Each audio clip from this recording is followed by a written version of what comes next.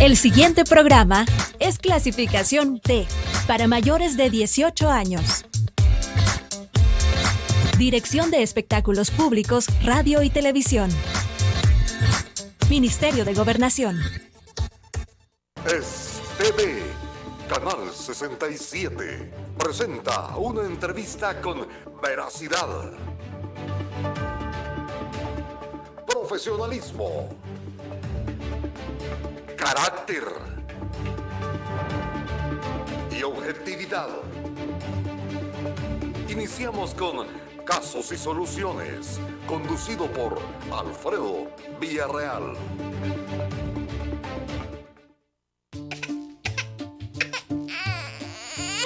Si la gripe te pega fuerte en la nariz y los ojos, y eso te pone llorona, mejor toma Virogrip, que alivia cualquier síntoma de gripe. Virogrip, un producto calidad Vijosa.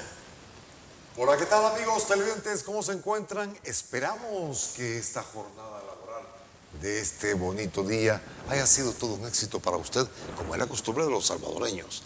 En esta oportunidad tendremos una interesante conversación, como todas acá, en Debate y Soluciones, porque también vamos a ver la crisis, la problemática, pero también vamos a ver o escuchar, amigos televidentes, lo que son las soluciones, las alternativas a las diferentes problemáticas de nuestro país.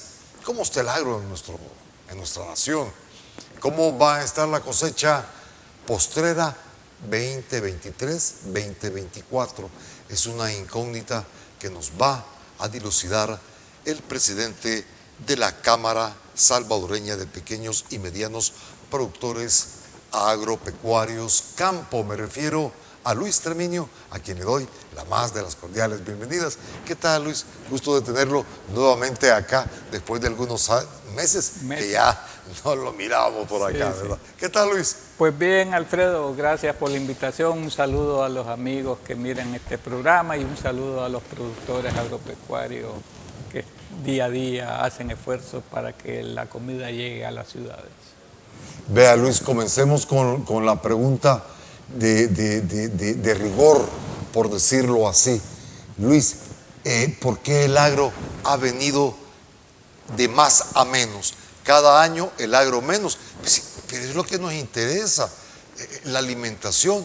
¿Por qué no darle énfasis? Y los salvadoreños, lamentablemente, amigos televidentes, le estamos dando prioridad a otros aspectos y estamos descuidando la dieta alimenticia de todos nosotros, de la familia salvadoreña, lo que es la seguridad alimentaria. Pero bien, Luis, ¿por qué vienen de más a menos? Fíjese que este año específicamente es un año atípico. ¿Por qué atípico? Se concentraron todos los problemas que van en contra del sector agropecuario en este año. En primer lugar, alto costo de los insumos agrícolas. Segundo lugar, la mano de obra escasa. Tercer lugar, hay un incremento en el cobro del arrendamiento de la tierra. Pasó de $100 a $200, o sea que un 100%. Las medidas del gobierno no han sido las medidas más óptimas para el sector agropecuario. La presencia o todavía la posibilidad que se cobre el canon por el uso y aprovechamiento del agua para el sector agropecuario. La agricultura enfrenta problemas de competitividad aquí, la agricultura salvadoreña, porque somos el país de Centroamérica que tenemos los costos de producción más altos. Además de eso, tenemos todos nuestros recursos naturales están deteriorados por el excesivo uso de agroquímicos. Y este año se une a esta problemática la presencia del fenómeno del Niño. En el mes de marzo el NOAA estaba diciendo, la Agencia Nacional de Estudios Atmosféricos y Acuáticos de Estados Unidos, estaba diciendo que las posibilidades que el Niño influyera en El Salvador en los meses de agosto, septiembre y octubre era el 60%. Eso lo dijo en marzo. 2 meses después ellos están dando pronósticos cada 2 meses dicen que esta situación cambia, y cambia no para mejorar. Dicen ahora que las posibilidades que el fenómeno del Niño afecte a El Salvador en esos mismos meses, agosto, septiembre, octubre, arriba del 90%. ¿Qué quiere decir eso? Si este pronóstico se cumple, desgraciadamente no vamos a tener producción de postrera. Entonces, esto quiere decir, Luis Terminio, que la problemática también recae en el clima. Bien, vamos, amigos televidentes, en los próximos minutos a desarrollar esta problemática que nos está exponiendo el presidente de campo de la Asociación Cámara Salvadoreña de Pequeños y Medianos Productores Agropecuarios. Una situación muy difícil. También les tenemos preparados a ustedes un video, el cual va a correr a continuación para darnos un marco referencial de esta situación. Adelante con el video. La producción agrícola para el ciclo 2023-2024 podría verse afectada por la escasez de mano de obra. Según el presidente de la Cámara Salvadoreña de Pequeños y Medianos Productores Agropecuarios, Luis Terminio, los jóvenes ya no se encuentran motivados para dedicarse a este trabajo. El joven piensa que dedicarse a la agricultura es condenarse a vivir en la pobreza. Entonces lo que ellos están pensando cuando cumplan 18 años, irse para los Estados Unidos o migrar para las ciudades. Ese es el problema, ese es el panorama general que hay en el campo. De acuerdo a los datos brindados por Campo, es un hecho que para esta cosecha se tendrá una reducción del 5%. Causando que para el 2024 se obtengan menos producto en comparación a la necesidad de consumo de la población. Vamos a tener un déficit, o estamos proyectando un déficit de un poco más de 5 millones en relación al consumo nacional. En los 4 rubros se necesita un consumo de 25 millones de quintales, o sea, 5 millones y 200 mil quintales de déficit en los 4 rubros. Que en el arroz siempre hemos sido deficitarios, necesitamos 900.000 quintales para el consumo y se producen 712.000 quintales, o vamos a producir 712.000 quintales. En el caso del maíz se necesitan 18.800.000 quintales y vamos a tener una producción de 14.923.000, o sea, un déficit de 3.700.000 quintales. Entre los factores que también afectará la producción este ciclo agrícola sigue siendo el alto costo de los insumos, la subida del costo de alquiler de la tierra, que se ha elevado a un 100%. Bien, amigos televidentes, este nos da un bosquejo de la situación que estamos teniendo, una situación apremiante. Ahora bien, Luis, estamos con Luis Terminio, presidente de la Asociación Cámara Salvadoreña de Pequeños y Medianos Productores Agropecuarios. Campo. La mano de obra, Luis, los jóvenes, ¿se está sintiendo esto en el campo? ¿Por qué se van los jóvenes? Más que todo. Sí, nosotros hemos hablado, lo mantenemos permanentemente en el campo, en las zonas rurales, y hemos hablado con los jóvenes y ellos, la mayor parte de ellos plantean que ellos no miran como alternativa a la agricultura porque solo basta ver para atrás para darse cuenta que sus abuelos, sus padres se han dedicado todo el tiempo a la agricultura y nunca han salido de la pobreza. Y no han salido de la pobreza por la falta de oportunidad y la falta de visión que han tenido los gobiernos. Este problema no es un problema de este gobierno, sino que bien tenemos un problema ya histórico. Me parece que es un problema de años, por decir algo tradicional, que el campesino no logra salir de la marginación social. Exactamente. O sea, nosotros hemos dicho que los últimos 7 gobiernos que hemos tenido no han hecho nada. Digo 7 incluyendo este gobierno que está en turno ahorita, que ya lleva 4 años. Este gobierno en el 2018 se dio la tarea de hacer un plan, el plan Cuscatlán que le sí. llamaban. En el plan Cuscatlán dedicaron 25 páginas para el sector agropecuario, incluyeron 7 sectores y a los 7 sectores les dijeron que iban a mejorar sus condiciones de producción, iban a mejorar su situación económica. Nosotros hemos hecho un análisis de las 25 páginas y nosotros como campo somos del criterio que a este documento solo hay que ponerle una página, al final una página número 26 y ahí reflejar lo que ha cumplido. Y lógicamente esa página número 26 quedaría en blanco, porque absolutamente nada del plan Cucatlán han cumplido. O sea que la promesa que hizo el presidente Bukele para reactivar el agro no se ha cumplido. Entonces ha habido falta de voluntad política de parte de los gobiernos, ha habido falta de voluntad política de este gobierno de darle cumplimiento, de darle un tratamiento justo y adecuado al sector agropecuario. Hemos venido en decadencia del sector agropecuario. Ese 5% que mencionábamos nosotros en relación al año pasado, pero si hacemos una relación al año 2021, ese 5% sube a un 33%, porque en el 2022 las proyecciones fue que íbamos a bajar un 29.53% en relación al 21. Interesantes esas cifras, Luis. Sí, y se lo expusimos al ministro de Agricultura en turno y a la comisionada presidencial en marzo del año 2022. Miren, señores, estas son las proyecciones. Si no se hace nada, vamos a tener déficit en la producción agrícola y este déficit se va a sentir en el 2023. Es lo que estamos sintiendo.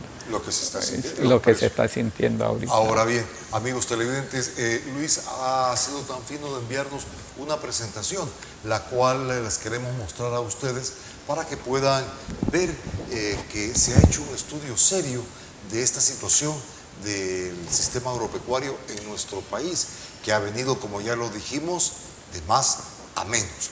Así que, producción, vamos a ver si empezamos a observar la primera lámina que habla sobre una crisis alimentaria.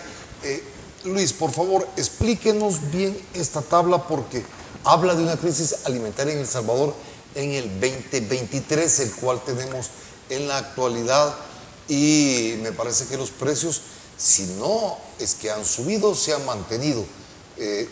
Me corrige usted si me equivoco. Sí, se han subido, han ido al incremento. Nosotros esa misma tabla, esa misma proyección se las dimos al gobierno en marzo del 2022. Miren, necesitamos elevar nuestra producción, por lo menos ponerla a nivel del año 2021. ¿Qué se tenía que hacer en ese momento? Hacer algunas cuestiones para apoyar al sector agropecuario. Solicitamos la eliminación del IVA a los insumos agrícolas para poder producir, porque no la dieron. Se necesitaba una institución que se dedicara a la importación de insumos para vender al productor a precios más cómodos y que se mirara ganancias, que el productor pudiera sentir ganancias. La venta de insumos está en manos privadas. Está en manos privadas. ¿Ustedes la quieren que estuviera en manos estatales? En manos estatales son 3 importadores los encargados de la importación. Año con año se comercializan aquí 650 millones de dólares en insumos agrícolas. ¿Quiénes son estas 3 empresas? Cristiani Burkhardt.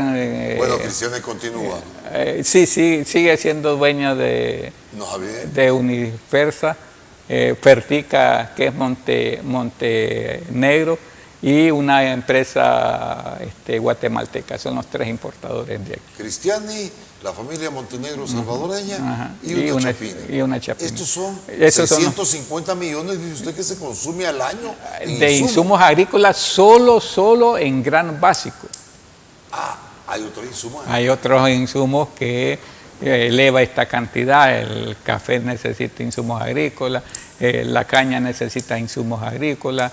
Entonces nosotros hemos estado diciendo, hay que ponerle competencia a esta gente, porque no tienen competencia. Se ponen de acuerdo los 3, como lo hicieron el año pasado, que el año pasado, de una manera especulativa, en el año antepasado, sí, el año pasado, de una manera especulativa comenzaron en septiembre a subir los precios. Los subieron y llegaron a incrementarse. Por ejemplo, el saco de fórmula en el 2021 se cotizaba o se compraba a $12. ¿Ahora? En el 22 se compró a 30. Hoy ha bajado un poco, pero el problema es que baja después que comienza digamos, que termina la gente de comprar la mayor cantidad de insumos. O sea, si usted revisa abril y mayo, que es la mayor cantidad de compras que se hacen, en esos periodos estaba alto. Ahorita ha bajado porque ya disminuyó las compras. La demanda, entonces. Ahora veamos este cuadro. Veamos este cuadro. ¿Nos puede explicar? A ver. Porque vemos que no nos salen las cuentas, como que no concuerda el consumo con la producción. El consumo consumo en el caso de maíz es de 18.800.000 quintales. La producción del año pasado, por el 29.53% que le dije que había bajado, llegamos a una producción de 14.923.000 quintales. O sea que tenemos un déficit de 3.876.700 quintales de maíz. 3 millones de quintales que no llegan. Que no pudimos producir por falta de apoyo del gobierno. Y así hay que decirlo claro, fue falta de apoyo del gobierno. ¿Y cómo se va a solucionar este? Lo solucionan lógicamente con las importaciones. ¿A quién le favorece?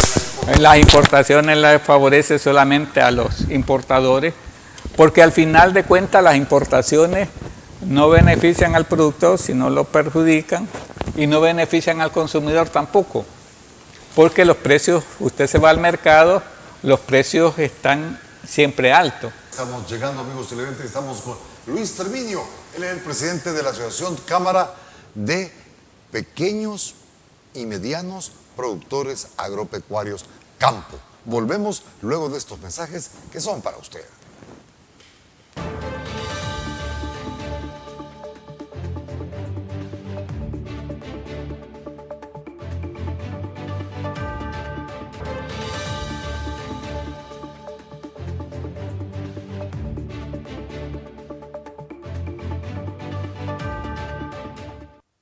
Amigos televidentes, estamos conversando con Luis Terminio.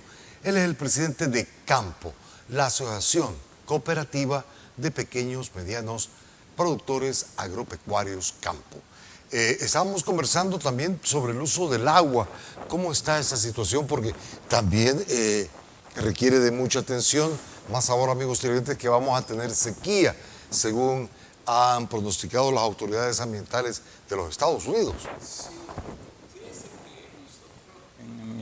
El año pasado, en febrero, tuvimos reuniones con la gente de la ASA y le planteamos que un cobro adicional a los ganaderos o a los productores agrícolas los sacaban prácticamente del mercado. Ellos nos decían que era poco lo que iban a cobrar.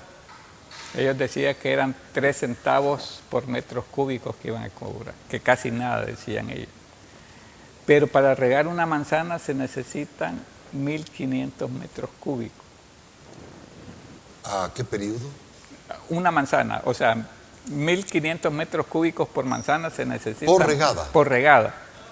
O sea que se necesitarían $45 por regada.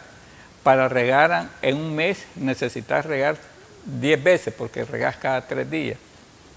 O sea que esos 3 centavos que decían ellos que no era mucho, se convertían en $450 al mes. Pero no Sí. entró. No entró porque por la presión que hicimos, se dijo, si surge esto, no vamos a producir, se va a acabar la agricultura, se va a acabar la ganadería. Entonces la gente, las autoridades del ASA se echaron para atrás y pusieron un decreto o un acuerdo de junta directiva que exonera temporalmente a los productores agrícolas el pago de esos, del canon. Nosotros lo fuimos a la Asamblea a solicitar una reforma de ley, que en la ley se estableciera que el sector agropecuario quedaba excluido de este cobro. ¿Por qué? Porque hay que darle seguridad jurídica al productor. ¿Y cómo se identifican ustedes que son productores ante las autoridades para no sufrir estos embates? Ellos tienen control, o sea, sí, ellos iban inclusive a poner contadores en cada una de las fincas, en cada una de los pozos, en todos los sistemas de riego que uno tiene, iban a poner contadores, hay georreferencia territorial para hacer todo eso y iban a cobrar. Entonces nosotros lo fuimos a la Asamblea y les dijimos a la gente de la Asamblea, hay que hacer una reforma de ley para que el productor queda completamente excluido de ese cobro. La Asamblea ya tiene más de un año de tener la solicitud nuestra y está durmiendo el sueño de lo justo ahí. O sea que por eso es que decimos nosotros, sigue latente la posibilidad del cobro, que si la gente de las autoridades del ASA deciden cambiar este acuerdo, lo cambian y ya no tenemos nosotros mayor alternativa de posibilidades de poder seguir cultivando la tierra. Bien, continuemos producción con el crisis alimentaria, el anterior placa, porque no la terminamos, porque hay otros cultivos que hay que mencionarlo, que son muy importantes en la dieta de los salvadoreños. Podemos poner la primera lámina, producción, crisis alimentaria 2003, la que estábamos observando. Queremos preguntarle a Luis Terminio, que también, Luis, parece ser que no solo es el maíz, sino que hay otros. Ahí los sí, tenemos en la son placa. los 4 cereales que tienen Ahí está, frijol, sorgo, arroz y maíz que está en ¿El frijol cuánto vamos a tener de déficit? El frijol se necesitan 2.400.000 quintales. La producción del año pasado fue de 2.091.000 quintales. O sea que vamos a tener un déficit de 306.000 quintales, de 308.655 quintales. Ese es el déficit que vamos a tener. En el frijol sí está un poco más preocupante la situación, porque el principal proveedor de frijol de El Salvador, cuando necesitamos, es Nicaragua. ¿Ah, sí? Sí. ¿Y qué tal el frijol nicaragüense? Es similar es similar al salvadoreño, por eso es que es nuestro principal proveedor. Pero el presidente Ortega cerró frontera. Dijo, voy a abastecer primero mi mercado, mi población. Si sobra, podemos dar permiso de importación. O sea que ahorita no tenemos probabilidad de conseguir frijol de Nicaragua. No está en la proyección. No está dentro de las proyecciones. El otro proveedor que tenemos es Honduras. Honduras, su producción el año pasado fue mala, en el caso de frijol, por lo tanto no los puede abastecer. Guatemala, que pudiera ser un tercer proveedor, no lo sirve a nosotros como proveedor, porque la mayor cantidad de frijol que siembran en Guatemala es frijol negro. Y aquí en El Salvador no se consume el frijol negro. Si esta situación continúa así, va a pasar lo mismo que los pasó en el 2008. En el 2008 tuvimos una escasez de frijol y el ministro de Agricultura en turno tuvo que ir a conseguir el frijol hasta un país africano, hasta Etiopía. De Etiopía vino el frijol. Es un frijol en el color similar, pero en el sabor distinto. Entonces, al final, ese frijol que vino de Etiopía, terminaron vendiéndolo para dárselo al ganado. O sea que no se resolvió el problema del 2008. Y esa misma situación tenemos ahorita. O sea que ahorita hay que buscar cómo promover la siembra de frijol, pero el problema que tenemos es que el frijol se siembra en postrera. Sí, luego del maíz. Exactamente. Ajá, Se siembra en asocio con el maíz. Cuando Sí, el maíz se dobla, se empieza a sembrar Sí. el frijol y se siembra en agosto. ¿Y qué habíamos dicho de agosto? Agosto septiembre, octubre son los 3 meses que llevan con el 90% de probabilidades de afectación del niño, o sea que no va a llover. Que no va a llover, o va a llover menos. Ese es el problema que tenemos. En el caso del sorgo, que es el otro producto que aparece, sorgo es maicillo, el consumo nacional es de 2.900.000 quintales, el año pasado la producción fue de 2.060.000 quintales. Un déficit de 838.000 quintales. Muy bien. Es que la lámina que estaban presentando anteriormente es la proyección de este año. ¿Cómo no? Pero estamos en la crisis alimentaria. O sea, estamos en la crisis alimentaria. Y en el caso del arroz, hemos dicho que nosotros somos deficitarios siempre en la producción de arroz. El consumo nacional son 900.000 quintales y el año pasado la producción fue de 693.500 quintales, o sea, para un déficit de 206.500 quintales. En total, el déficit para este año es de 5.092.000 quintales.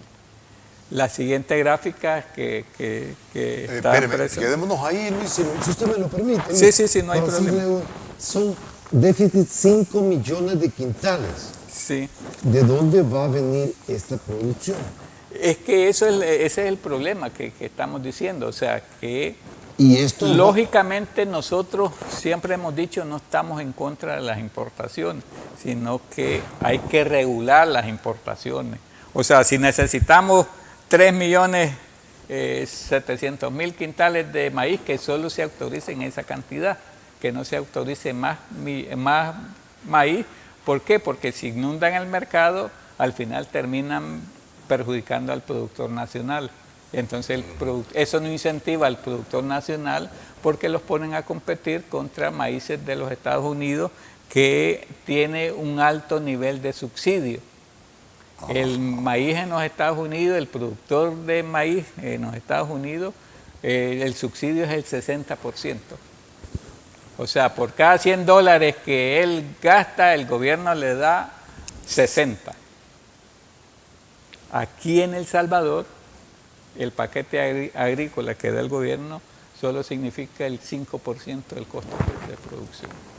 Por eso es que producir un quintal de maíz aquí en El Salvador el año pasado los costaba 25.37. Un quintal. Un quintal. ¿Cuánto le cuesta? Vamos a hacer este ejercicio. Amigos televidentes, ahora que usted en casita también lo haga y estemos en coordinación. Un quintal de maíz cuesta 25.37 producirlo. Y el productor que mejor vendió a 23.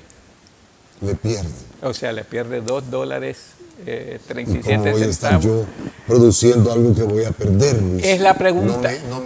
Es la pregunta que todo el mundo los hace. ¿Por qué siguen produciendo? Ajá. Con pérdidas y por algunas cuestiones. Uno, por cuestión cultural. Ya. O sea, no hay salvadoreña que no coma maíz, que no coma tortilla. Hombre. Dos, porque cuando él cuantifica el costo de producción, no cuantifica la mano de obra, porque la realiza él y su familia. Y tres, porque de ahí, de esa producción, garantiza su comida. Mire qué cosa. Por eso es que decimos que la producción de granos básicos es una producción de subsistencia. Porque el campesino de ahí aprovecha para su consumo con lo de su familia. Exactamente, o sea que al final de cuentas, las personas más pobres del país son los que subsidian la alimentación aquí en la ciudad. Cuestión que la debería estar haciendo el gobierno. O sea, nosotros le hemos dicho cómo se puede resolver este problema de precios a través de la creación de la reserva estratégica. Somos el único país de Centroamérica que no tenemos una reserva estratégica. Es decir, estamos a la despensa del comerciante. Si al comerciante el día de mañana se le ocurre triplicar el precio de los granos básicos, lo hace y no hay nadie que diga que no. ¿Y por qué lo puede hacer? Porque comercialización de granos básicos se realiza de una manera informal. No hay generación de factura. Entonces el Ministerio de Hacienda o la Defensoría del Consumidor no puede darse cuenta cuánta cantidad de producto compró ese comerciante y cuánta cantidad de producto tiene ese comerciante. Entonces el año pasado hubo un intento de decir, nosotros cuando empezaron a subir los precios del año pasado, nosotros dijimos, lo están subiendo de una forma especulativa.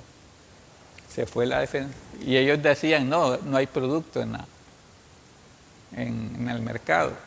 La Defensoría del Consumidor se fue a las bodegas de ellos y comprobaron que sí tenían producto. Y la Defensoría del Consumidor dijo que iba a comenzar un proceso sancionatorio contra ellos y al final no lo hicieron. Y si lo hicieron, no lo divulgaron. Y después estuvieron divulgando que algunos comerciantes fueron sancionados con 3 o 4 salarios mínimos. O sea, si estás jugando con el hambre del pueblo, tenés que tener medidas drásticas. Por ejemplo, nosotros poníamos un ejemplo la vez pasada en una entrevista que los hicieron. Les decíamos, ¿por qué a Catalino Miranda está preso? Supuestamente porque le subió el pasaje al transporte colectivo. Le echaron preso, le confiscaron las unidades y todavía sigue preso. ¿Por qué no hacen eso con los especuladores de granos básicos? Que lo deberían hacer, porque es más delicado. O sea, por lo menos la gente se puede movilizar a pie, pero la gente no puede dejar de comer. Esa es la situación que se está... Bueno, vamos con la otra placa, rapidito, producción, de otras amenazas a la seguridad alimentaria de los salvadoreños. Es la siguiente placa la que vamos a observar en estos momentos, amigos televidentes, para que usted vea que sí existen otras amenazas de la crisis alimentaria en nuestro país. ¿Cuáles son estas otras amenazas, Luis? Ahí está. Sí, esas son las proyecciones que tenemos como campo. Si usted se fija, no hay mucha variante. Al contrario, en vez de mejorar el déficit, se incrementa con 100.000 quintales adicional. Y estas solo son proyecciones. Sí. Estas son solo proyecciones y históricamente las proyecciones siempre van a la baja. ¿Por qué van a la baja? Porque, ejemplo, el año pasado la proyección de nosotros era de 20.900.000 quintales. Esa era la proyección de nosotros. Y al final los resultados fueron 19.907.000 quintales. El año pasado, una simple tormenta, la tormenta tropical Julia, que estuvo en el país como 6 horas, ocasionó pérdidas de más de 1 millón de quintales de granos básicos. Solo una tormenta. Ahorita estamos diciendo que si se cumple ese pronóstico del NOAA, vamos a dejar de producir postrera, y en postrera se produce 6.622.000 quintales. Esa es la cantidad de granos básicos que se produce a postrera. Entonces, esos 6.622.000 quintales se los sumamos a esos 5.183.000 y los da casi 12 millones de quintales de déficit. O sea, casi el 50% en relación al consumo nacional. Ese es el problema que tenemos. Y ese problema se lo venimos advirtiendo al gobierno desde marzo del 2022. Desde marzo del 2022. Y no le han hecho caso el gobierno. Se lo dijimos a la Asamblea Legislativa. A la Asamblea Legislativa fuimos a solicitar la exoneración del IVA con un estudio técnico, con números, cuántos iban a ahorrar, además que les iba a servir un poco para controlar la comercialización de granos básicos. Le dijimos que iban a poder controlar la comercialización de los insumos agrícolas. ¿Por qué? Porque un productor X llega a un agroservicio, compra un quintal o un saco de cualquier abono y el agroservicio no le da factura. Entonces, ¿cómo sabe el Ministerio de Hacienda que ese agroservicio vendió hasta ahí estamos minados en las cuentas. Exactamente. Perfecto. Amigos televidentes, vamos al siguiente espacio. Tengo unos mensajes para usted que de seguro le van a ser de utilidad. Ya volvemos.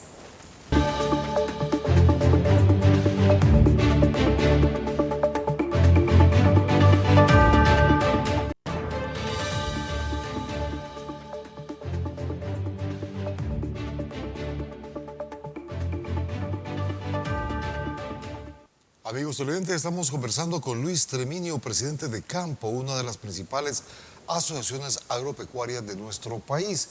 Y estamos observando que la producción agropecuaria en la nación salvadoreña está siendo afectada por diferentes aspectos. También el clima. Y vamos a ver antes de terminar nuestro programa, veamos la placa del corredor seco. Luis, ¿qué le parece? Sí, para que podamos ver los alcances que va a tener esta crisis ambiental. Le podemos llamar así, ¿verdad? Sí. Porque realmente me parece que en Centroamérica hay todo un corredor seco. Exactamente, que Ajá. es la zona donde llueve menos, con un invierno normal, pero ahí llueve menos. ¿Cómo no? El Salvador, de esa parte del corredor seco, el 94.6% del territorio nacional está ubicado dentro del corredor seco. El 96. 94.1. No, estas son las otras amenazas agrícolas. Sí, esas producción. son Es un mapa de Centroamérica que vamos a poner porque es ahí donde está el corredor seco. Esa fue la proyección de la crisis alimentaria. Hoy vamos con el mapa centroamericano del corredor seco, si lo tenemos producción. Pero bien, sigamos conversando de esta situación. Usted me dice que el 90% del territorio salvadoreño está en el corredor seco. Está en el corredor seco. Para variar, Luis. Para variar. Y digamos, la parte que está más concentrada en el corredor seco es la parte de Oriente. La más productiva. La más productiva y, digamos, en Oriente está Usulután, que fue el granero del país. Ahí está, mire. Sí. Mire usted, tiene razón El Salvador, me imagino, de los colores usted. Sí, Explíquelo, por favor. El color café que se mira ahí es la parte del corredor seco. El amarillo es una parte que normal y el verde llueve más de la cuenta. Entonces, El Salvador, el 94% del territorio salvadoreño está dentro del corredor seco. Si solo esa parte occidental se salva del corredor seco. Un pedacito de Metapán y un pedacito de La Palma. La Palma San Ignacio es la parte que no está dentro del corredor seco. Después todo el territorio nacional está dentro del territorio seco. Las Naciones Unidas, el PMA, la FAO recomendó a todos los países hacer un plan un plan de contingencia para el corredor seco. Nicaragua hizo su plan, Guatemala hizo su plan, Honduras hizo su plan. Aunque Guatemala no está señalado. Como no, está una parte de Guatemala. Ah, ok, si ponen la siguiente. Veamos la siguiente producción, por favor. El corredor seco. Ajá. No. No es esa. Pero bien. Donde hay unos porcentajes. Ajá. Pero bien, vamos a ver. Esta situación, se pidió las alternativas para contrarrestar el corredor seco, ¿verdad? Sí. ¿Cuáles son esas alternativas que se tienen para contrarrestar esto? O sea, lo que se estaba tratando, que cada uno de los países hiciera su plan de contingencia. Los demás países de Centroamérica hicieron su corredor, el plan de contingencia para el corredor seco. Ajá, el plan de contingencia. A excepción de El Salvador. ¿Todos trabajaron en ello? Todos trabajaron en ello. El Salvador no tiene ese corredor seco. No tiene esa alternativa para contrarrestar. Exactamente. ¿Cuáles son las otras alternativas que ocuparon nuestros similares? Buscar semillas adecuadas adaptadas Que aguanten la sequía. que aguanten la sequía, Y- usar buenas usos Pero de no buenas. se pasa porque cambio de semilla cambia la calidad del producto. No, o sea, lo que hace es que la semilla se adapte al cambio climático, además hacer buen uso de las prácticas agrícolas, ir cambiando paulatinamente el uso de agroquímicos por productos, abonos orgánicos, ecominerales, biofertilizantes, porque eso te ayuda a que volverle a dar a las tierras toda la capacidad de... Tengo entendido que hay fertilizantes y abonos que son producidos amigables al medio ambiente. Exactamente. Y que enriquecen la tierra. Exactamente. ¿Por qué no le dan más énfasis a esta situación? Lo que pasa es que ahí no iban a tener ganancia los importadores de insumos agrícolas. Nosotros a un ministro de Agricultura le dijimos, señor ministro, hay que controlar los insumos agrícolas. Para ser más específico, al ministro Orestes Hortel.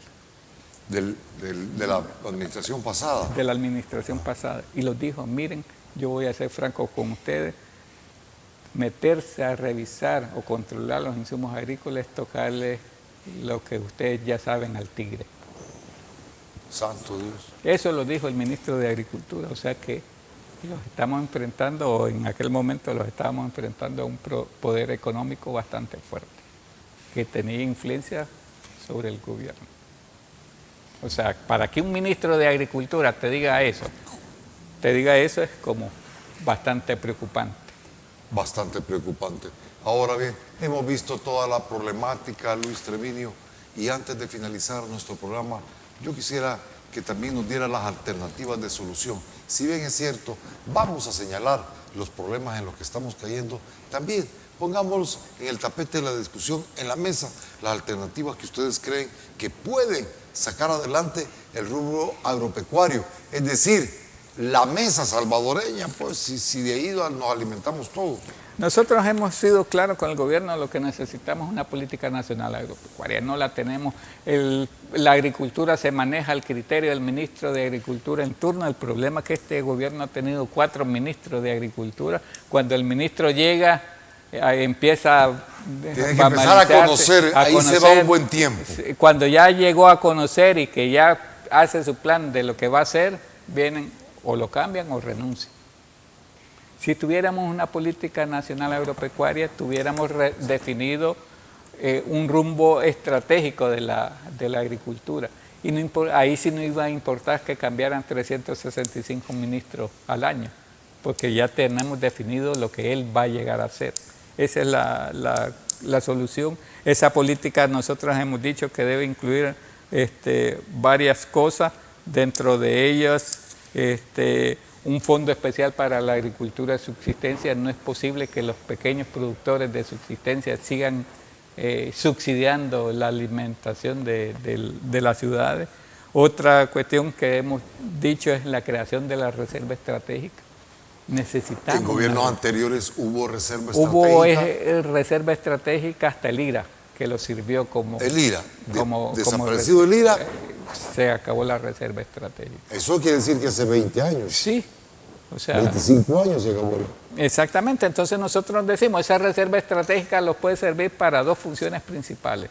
La primera, para tener producto a la hora de cualquier emergencia nacional, catástrofe, o sea, lo que sea. Y la segunda, que es más importante, es el control de precios. Controlar el precio no de una forma impositiva, sino que jugás las mismas reglas del mercado, oferta y demanda. Si en el mercado comienza a escasear el producto, sacás de tu reserva y podés controlar el precio. Y lo haces jugando las mismas reglas del... Y ahí, ¿quién se va a enojar? Nadie, porque está jugando las mismas reglas del mercado. La otra es la creación de reservorios de agua lluvia en las zonas altas para, en estos momentos de sequía, se pueden comenzar a crear sistemas de riego artesanales que son súper barato y no tenemos en riesgo toda la producción nacional. En tercer lugar es cambiar la tarea del CENTA, darle la función al CENTA para lo que fue creado, que es la investigación científica y la transferencia de tecnología. Y la otra que planteamos nosotros dentro de la reserva, son varios puntos gruesos que tenemos nosotros, es que la coordinación entre las instituciones del gobierno que tienen que ver con el sector agropecuario. El Ministerio del Medio Ambiente, por ejemplo, está diciendo no va a llover y el ministro de Agricultura está diciendo siembren. Este año el ministro de Agricultura orientó que sembrara. Nosotros como campo dijimos no siembren en mayo, comiencen a sembrar a partir del 5 de junio. La gente que siguió las recomendaciones de campo no perdió, ahorita su producción está bastante bien. La gente que siguió las recomendaciones del Ministerio de Agricultura está perdiendo, o perdió su semilla. Ahorita están volviendo a sembrar. O sea, volvieron a sembrar en la época que nosotros habíamos recomendado sembrar. No hay coordinación entre las instituciones del gobierno. Y por eso es que la agricultura se vuelve un desastre. Y se vuelve un desastre porque no tenemos esa política. Estas son las... Hay otras medidas que estamos diciendo, hay que fomentar la producción limpia, o sea, cada vez ir sustituyendo los agroquímicos por abonos orgánicos, ecominerales, biofertilizantes, por dos cuestiones principales. Una, por disminuir costos, proteger la vida del productor y además que llegue a los hogares salvadoreños productos menos contaminados. Esa es una medida que se debería de implementar. Estamos hablando del control, la creación de un sistema de monitoreo de precios, no lo tenemos. Los importadores a cualquier momento le suben a los insumos, le suben a los granos, le suben a los cereales, le suben a todo y nadie dice nada. Por ejemplo, y estamos diciendo, ese control debe ser el control de la ganancia. ¿Por qué? Porque los importadores hay veces ganan hasta el 100% de su inversión y no se vale.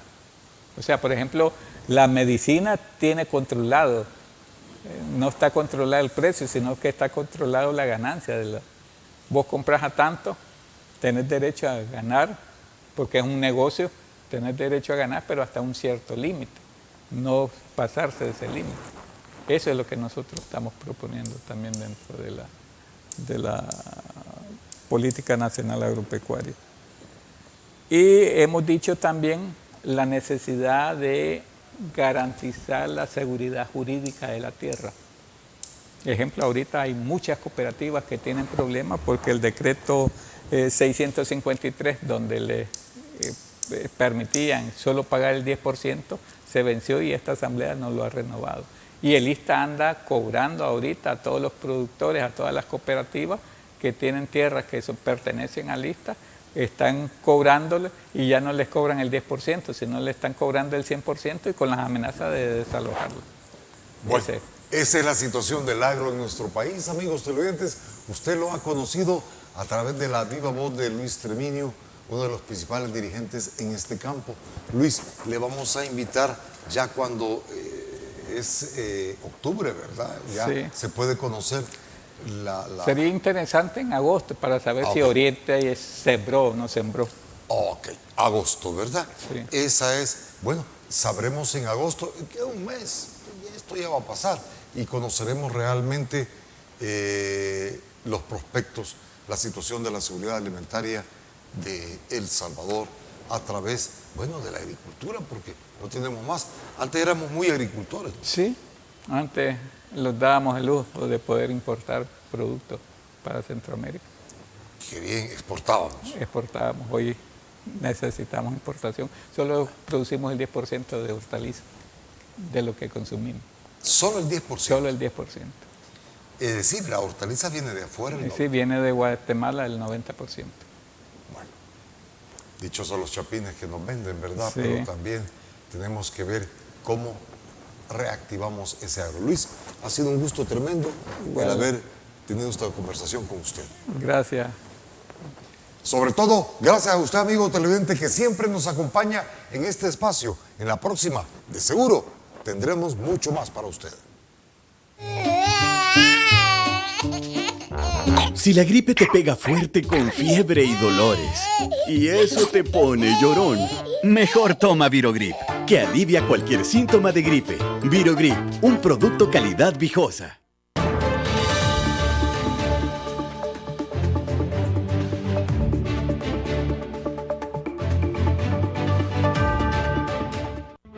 Los conceptos vertidos en el programa anterior son responsabilidad directa de quien los emitió. En ningún momento representan la línea editorial de esta estación televisora.